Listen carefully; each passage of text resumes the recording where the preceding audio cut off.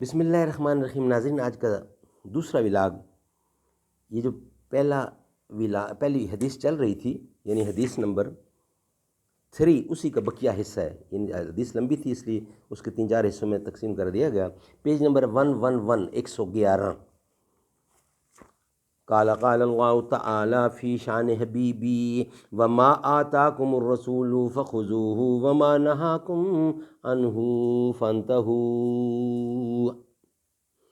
معرف حدیث نبوی کا ایک جدید اور جامع انتخاب، اردو ترجمہ اور تشریحات کے ساتھ، جلد سوم، کتاب صلاح، مولانا محمد منظور نعمانی رحمۃ اللہ علیہ۔ جو تم کو رسول دیں وہ لے لو، اور جس سے منع کریں اس سے باز آ جاؤ، رک جاؤ۔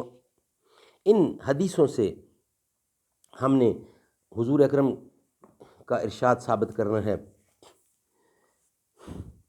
ہم پرورش لوح و قلم کرتے رہیں گے، جو دل پہ گزرتی ہے رقم کرتے رہیں گے۔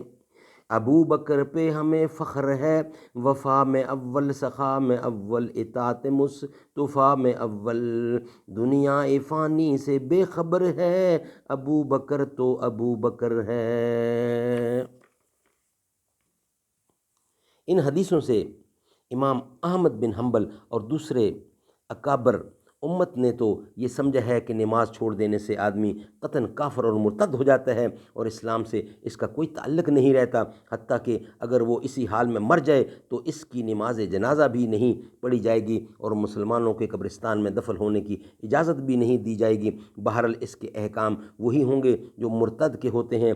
گویا ان حضرات کے نزدیک کسی مسلمان کا نماز چھوڑ دینا بت یا صلیب کے سامنے سجدہ کرنے، یا اللہ تعالیٰ یا اس کے رسول کی شان میں گستاخی کرنے کی طرح کا ایک عمل ہے، جس سے آدمی قطعاً کافر ہو جاتا ہے، خواہ اس کے عقیدہ میں کوئی تبدیلی نہ ہوئی ہو۔ لیکن دوسرے اکثر ائمہ حق کی رائے یہ ہے کہ ترک نماز اگرچہ ایک کافرانہ عمل ہے جس کی اسلام میں کوئی گنجائش نہیں، لیکن اگر کسی بدبخت نے صرف غفلت سے نماز چھوڑ دی ہے، مگر اس کے دل میں نماز سے انکار اور عقیدہ میں کوئی انحراف نہیں پیدا ہوا، تو اگرچہ وہ دنیا و آخرت میں سخت سے سخت سزا کا مستحق ہے، لیکن اسلام سے اور ملت اسلامیہ سے اس کا تعلق بالکل ٹوٹ نہیں گیا ہے، اور اس پر مرتد کے احکام جاری نہیں ہوں گے۔ ان حضرات کے نزدیک مندرجہ بالا احادیث میں ترک نماز کو جو کفر کہا گیا ہے، اس کا مطلب کافرانہ عمل ہے، اور اس گناہ کی انتہائی شدت اور خباثت ظاہر کرنے کے لیے